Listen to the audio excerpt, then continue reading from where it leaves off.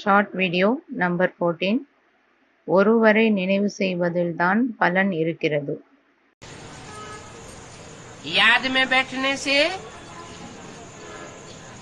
क्या होगा? நினைவில் அமர்வதினால் என்னவாகும்? एक की याद में बैठेंगे तो एक वाइब्रेशन बनेगा.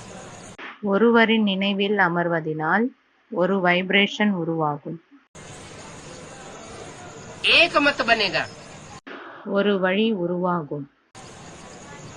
एक मत बनेगी तो सबके अंदर से एक ही भाषा निकलेगी. ஒரு வழி உருவாகினால் எல்லோருக்குள்ளிருந்தும் ஒரே விஷயம்தான் வெளிப்படும். दो दो बातें नहीं निकलेंगी. இரண்டு விஷயங்கள் வெளிவராது. द्वैत मत होगा ही नहीं. இரண்டு வழிகள் ஆகவே ஆகாது. जब द्वैत मत नहीं होगा तो लड़ाई झगड़े का सवाल ही नहीं. எப்போது இரண்டு வழிகள் ஆகுவதில்லையோ அப்போது போர், சண்டை என்ற பேச்சுக்கே இடமில்லை.